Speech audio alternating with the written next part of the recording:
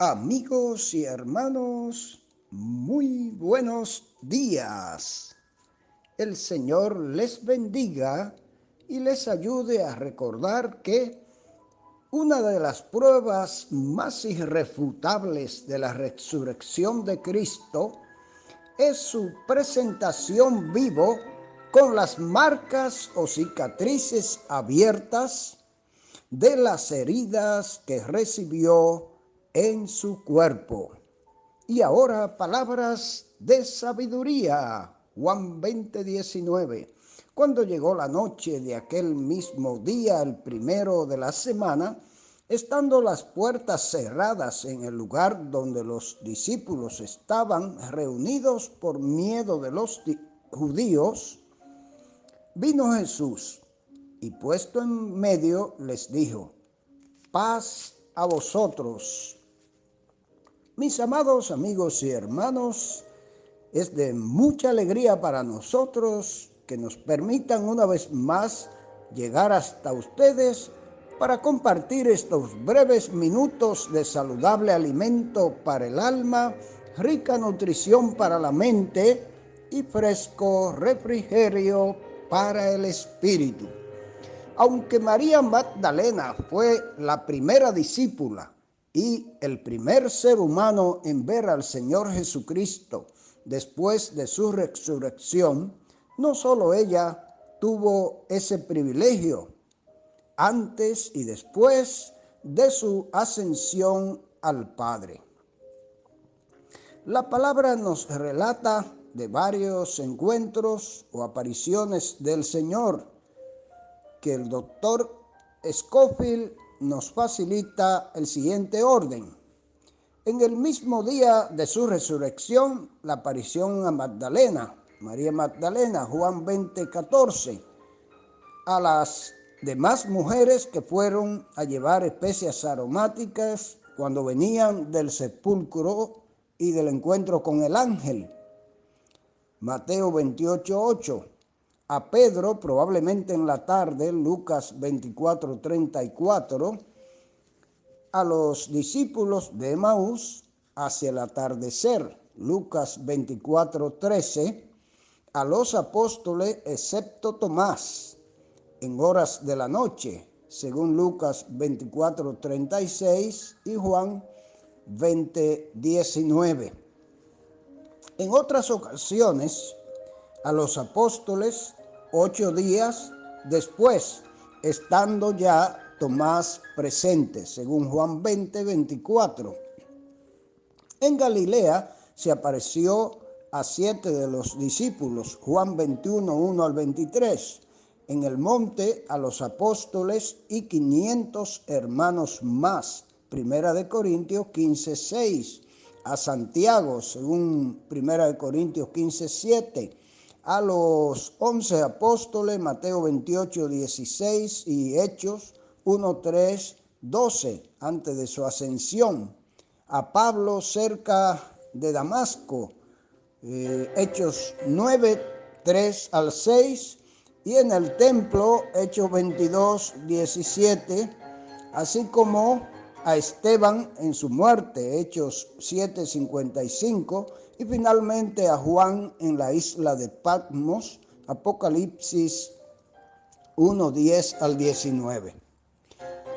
Como todo lo que hizo, hace y hará el Señor tiene propósitos, estas apariciones no son la excepción. Sin embargo, no pretendemos en nuestro limitado tiempo analizar cada una de ellas. En la continuidad de los comentarios del Dr. MacDonald en el capítulo 20 de Juan, hoy nos presenta el tema: Jesús se aparece a 10 de sus discípulos, Juan 20:19-23. Pero antes de MacDonald, escuchemos algún comentario o señalamiento de 5 razones de esta aparición especial a los 10 discípulos. En esta aparición del Señor podemos considerar estas 5 razones o cosas por la que lo hizo. Su amable y familiar saludo a los discípulos les dijo: paz a vosotros. Número 2. La clara e innegable manifestación que de sí mismo les hizo. Y dicho esto, les mostró las manos y el costado. Número 3. La comisión que les encargó para ser sus agentes en la plantación de la iglesia. Número 4. La forma en que los capacitó para cumplir con su comisión. Y la quinta, Cristo le concede explícitamente autoridad para readmitir en la comunión eclesial y para excluir de tal comunión, según establece la palabra. Comentamos de la primera de estas razones, de parte de Mateo, su amable y familiar saludo a los discípulos. Paz a vosotros.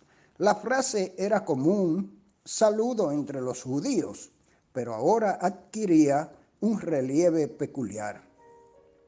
Ahora significaba verdaderamente la paz, mi paz, sea con vosotros. Paz con Dios, paz en vuestra conciencia, paz uno con otros, toda clase de paz verdadera. La clara e innegable manifestación que de sí mismo les hizo. El método que empleó para convencerles de la realidad de su resurrección. Nadie podía desear una prueba más fuerte que las marcas o cicatrices abiertas de las heridas de su cuerpo.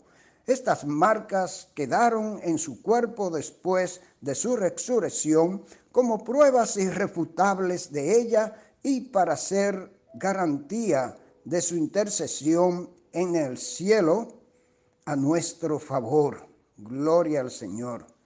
Los conquistadores se glorían en las heridas recibidas en el campo de batalla. Estas heridas mostraban que era el mismo que había derrotado al demonio, al pecado y a la muerte en la cruz del Calvario, y por eso resucitaba con ellas, para que dieran en la tierra testimonio de su resurrección, así como en el cielo habían de ser garantía de intercesión luego que hubiese subido allá. MacDonald nos dice lo siguiente: en el versículo 19 llegamos a la noche del domingo. Los discípulos estaban reunidos, tal vez en el aposento alto donde se habían reunido hacía 3 noches. Las puertas estaban cerradas por temor a los judíos. De repente vieron a Jesús de pie en medio de ellos y le oyeron decir: paz. El Señor entró en la habitación sin abrir las puertas. Su cuerpo resucitado era un cuerpo real de carne y hueso. Sin embargo, Él tenía el poder de atravesar barreras y actuar independientemente de las leyes naturales. Paz a vosotros, les dijo. Estas palabras ahora tienen un nuevo significado, porque Cristo había hecho la paz mediante la sangre de su cruz. Quienes son justificados por fe tienen paz con Dios. Luego en el versículo 20 les mostró las marcas de su pasión por la que se había obtenido esa paz. Ellos vieron las señales de los clavos y las heridas de la lanza. El gozo llenó sus corazones. Era realmente el Señor. Había hecho lo que dijo, había resucitado. Sin embargo, no se suponía que disfrutaran de su paz de manera egoísta. Debían compartirla con los demás. Así que Él los envió al mundo como el Padre lo había enviado a Él. Cristo vino al mundo como una persona pobre, vino como un siervo, se despojó a sí mismo, se deleitó en hacer la voluntad de su Padre, se identificó con el ser humano, anduvo haciendo bien, lo hizo todo por el poder del Espíritu Santo. Su meta era la cruz. Ahora Él le dice a los discípulos, así también yo os envío. El versículo 22 dice así: y habiendo dicho esto, sopló y les dijo, recibid el Espíritu Santo. Este es uno de los versículos más difíciles de este evangelio. La dificultad está en que el Espíritu Santo no fue dado hasta el día de Pentecostés. ¿Cómo podía el Señor decir estas palabras sin que el hecho se produjera inmediatamente? Se han ofrecido varias explicaciones. Algunos sugieren que el Señor estaba haciendo una promesa de lo que recibirían el día de Pentecostés. Esto difícilmente es adecuado. Algunos señalan que lo que en realidad dijo el Salvador fue: recibid Espíritu Santo, en vez de recibir el Espíritu Santo. Y de esto llegan a conclusión de que los discípulos no recibieron el Espíritu Santo en toda su plenitud en ese momento, sino solo algún ministerio del Espíritu, tal como un mayor conocimiento de la verdad o poder y dirección para su misión. Estos dicen que los discípulos recibieron una prenda o un anticipo del Espíritu Santo. Otros afirman que hubo un derramamiento total del Espíritu Santo sobre los discípulos en ese momento. Esto parece improbable en vista de lo que dice Lucas 24:49 y Hechos 1:4, 5 y 8, donde se habla de la venida del Espíritu Santo como futura. Se desprende claramente de Juan 7:39 que el Espíritu no podía venir en su plenitud hasta que Jesús fuera glorificado, es decir, hasta que hubiera regresado al cielo. El versículo 23 es también bastante difícil y ha sido fuente de mucha controversia.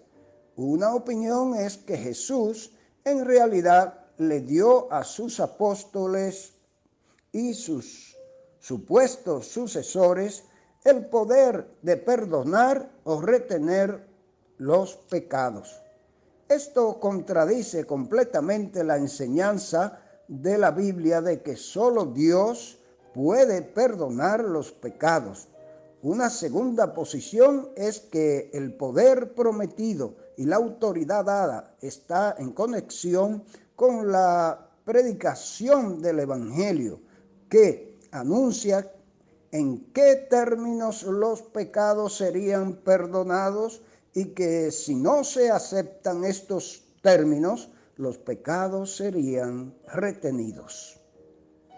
Un tercer punto de vista, y el que nosotros aceptamos, es que los discípulos recibieron el derecho de declarar los pecados perdonados.